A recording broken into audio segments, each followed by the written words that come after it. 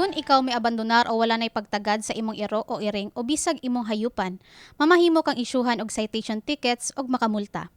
Mao kini ang gibutyag sa kadagkuan sa Cebu City Department of Veterinary Medicine and Fisheries o DVMF.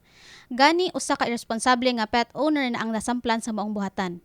Ubos sa Animal Welfare Act of 1998, ang pagpasakit o pag-abandonar sa hayop o hayupan usa ka kalapasan sa maong balaod. Misaysay ang panguho sa DVMF, Dr. Jessica Maribohok sa kaso sa usa ka pet owner nga mibiya sa unom ka binuhing iro. Matod pa ni Maribohok, lapas usa ka tuig na ang minglabay sukad gibiyaan sa tag-iya ang unom ka iro niini sa usa sa mga barangay dinhi sa Dakbayan sa Subo. Nasayran nga human naigo sa bagyong Odette, mibiya ang banay nga nanag-iya sa balay ug apil giabandonar ang unom ka iro. Kini ginapakaon lamang sa mga silingan.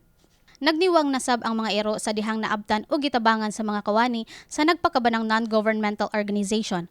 Matod kang Maribohok, naisyuhan na nila og citation ang tag-iya sa maong mga iro o gimultahan kini og hangtod 30,000 pesos.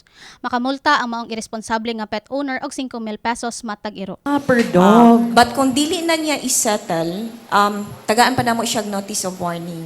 So kung sa notice of warning, dili pa dyan siya mo appear within 5 days, i-go na nato sa City Legal. Sa City Legal, na by mediation, kung dili pagyapon siya mo appear ana, idiretso na nato sa Regional Trial Court. So mo na'y mahitabo.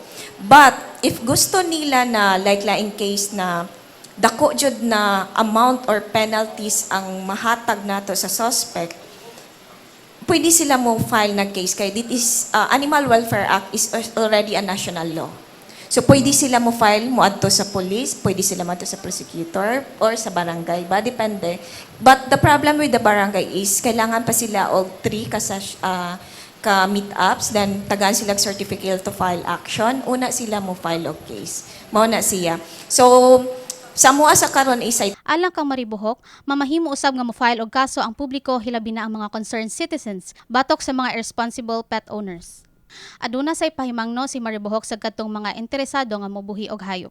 regarding sa pets, if willing ta magbuhi og dog or cats, please make sure that you are financially, mentally, and physically capable because owning a pet is a responsibility and a commitment. So kung dili nimo kaya nang magbuhi, dili na lang. Gipaabot sab nga usa ka ordinansa ang iduso sa Konseho sa Dakbayan aron mahatagan og ngipon ang pagpatuman sa Animal Welfare Act. Kini si Alea Pateño, UP Com intern alang sa My TV Cebu.